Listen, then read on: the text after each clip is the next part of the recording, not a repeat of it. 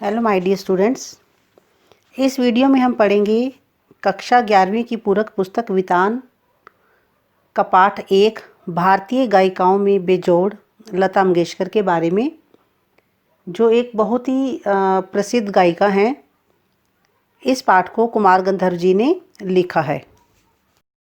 इस पाठ में लेखक कुमार गंधर्व ने लता मंगेशकर, जिन्हें स्वर साम्राज्ञी कहा जाता है, उनकी गायकी के ऊपर बेबाक टिप्पणी की है।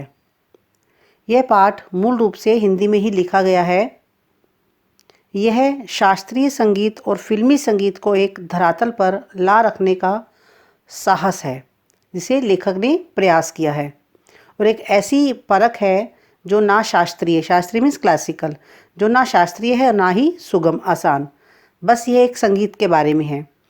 तो लेखक ने लता मंगेशकर के गानपन के बहाने शास्त्रीय संगीत और चित्रपट संगीत होता है फिल्मी संगीत के संबंधों पर भी अपना मत प्रकट किया है। तो लेखक बताता है कि कई वर्ष पहले वह बीमार था, तो उस समय एक दिन रेडियो पर उसे बड़ा ही अद्वितीय स्वर सुनाई दिया, जो बड़ा ही मन को मोह रहा था। तो यह स्वर जो था उसके मन को छू गया, अंतर मन को छू गया। जब गाना समाप्त हुआ रेडियो पर, तो गाना समाप्त होने के पश्चात गायिका का नाम घोषित किया गया, लता मंगेशकर। तो गायिका का नाम सुनकर वह हैरान हो गया। उसे लगा कि वह प्रसिद्ध गायक दीनानाथ मंगेशकर की अजब गायकी ही उसकी बेटी की आवाज़ में प्रकट हुई है, क्योंकि लता मंगेशकर उनकी बेटी है। तो यह शायद बरसात फिल्म से पहले का गाना था।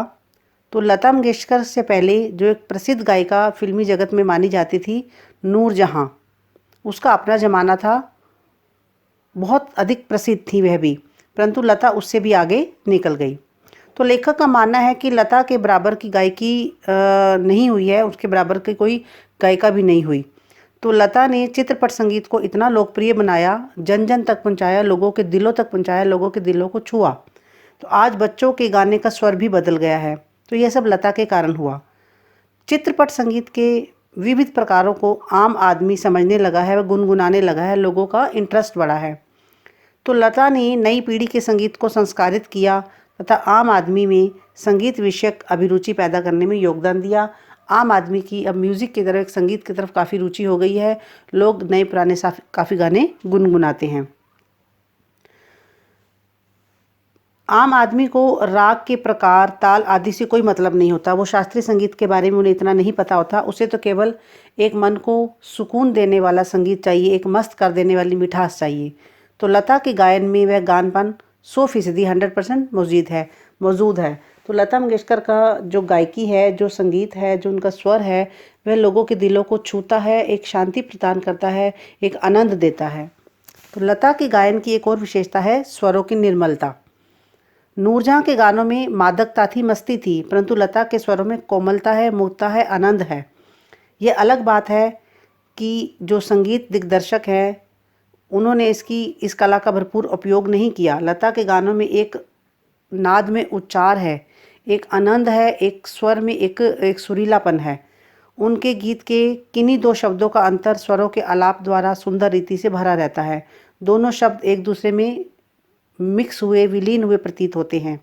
तो लेखक का मानना है कि लता के कारण, जो लता के जो गाने हैं उसमें करुण रस के गाने, जो एक करुणा प्रदान करने वाले गाने होते हैं, एक दुख वाले, शोक वाले गाने, वो ज़्यादा अच्छे नहीं हैं।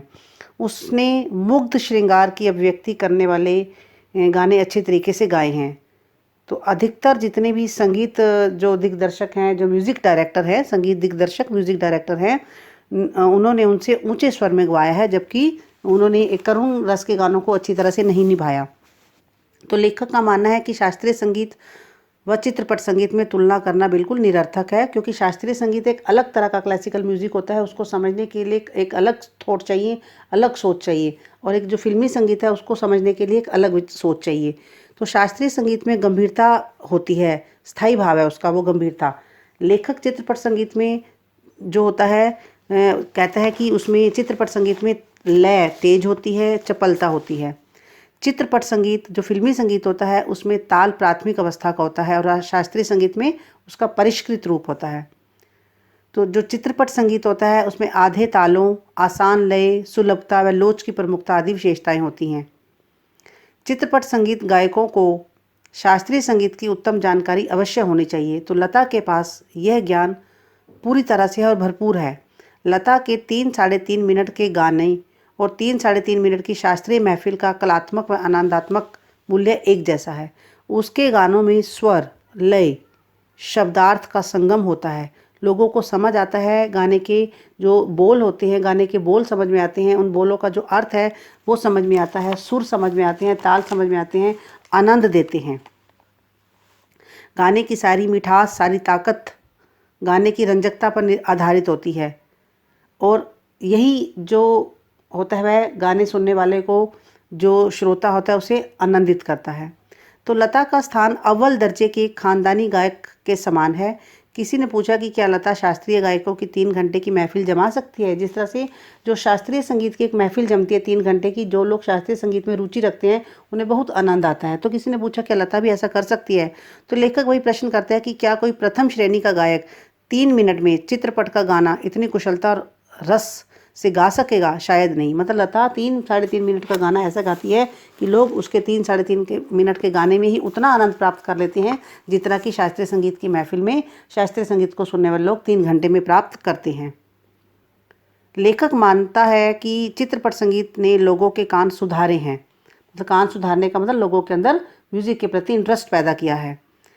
तो हमारे शास्त्रीय गायक जो हैं वह आत्मसंतुष्टि वृत्ति के हैं। वे कर्म कांड को आवश्यकता से अधिक महत्व देते हैं, जबकि चित्रपट संगीत लोगों को अभिजात्य संगीत से परिचित करवा रहा है। लोगों को सुरीला व भावपूर्ण गाना चाहिए, लोगों को आनंद देने वाला गाना चाहिए, मस्ती वाला गाना चाहिए। यह काम फिल्मी संगीत ने किया है। उसमें लचकदारी है। उस संगीत की मान्यताएं, मर्यादाएं निराली हैं। यहाँ नए नए निर्माण की, नए नए गानों की, नए नए सुरों की गुंजाइश है। शास्त्रीय संगीत एक ही तरह का संगीत होता है, जबकि फिल्मी संगीत में वैरायटी होती है। संगीत का क्षेत्र बहुत विस्तृत है। ऐसे चित्रपट संगीत की जो बेताज साम्राज्ञी है वो लता है। उसने अपना पूरा परचम संगीत साम्राज्य पर अपना लहराया हुआ है। तो उसकी लोकप्रियता अन्य जो पार्श्व गायक हैं उनसे अधिक है। उसके गानों से लोग पागल हो उठते हैं। आधी शताब्दी तक लोगों के मन पर उसका प्रभुत्व रहा है। बहुत लंबे अरसे से वो गाती चली आ रही हैं और यह जो इन्होंने चमत्कार किया है सब लोगों की आंखों के सामने है। लोग उनके गानों को सुनकर, उनकी सुरीली और मधुर आवाज़ को सुनकर एक आनंद महसूस करते हैं, एक रस से सरोबार हो जाते हैं। तो लोगों को इतना अधिक उनके गानों में सुरीलापन मिलता है कि वह उनके गानों को सुनकर बहुत ही अपने आप को तरोताज़ा महसूस करते हैं। तो इस तरह से लेखक ने लता मंगेशकर की जो एक बेजोड़ गायिका है लता मंगेशकर, उसके बारे में बताया है कि उसके मुकाबले की कोई भी गायिका नहीं है और उनके गायन के समान कोई भी और गायन नहीं है। तो लेखक ने बड़े ही एक सुंदर तरीके से उनके बारे में इस पाठ में वर्णन किया है। आई होप आपको ये पाठ अच्छी तरह से समझ आ गया होगा और आप मेरे चैनल को like and subscribe and share ज़रूर करें ताकि आप आने वाली वीडियो को अपना उसका लाभ उठा सकें। Thank you and God bless you all.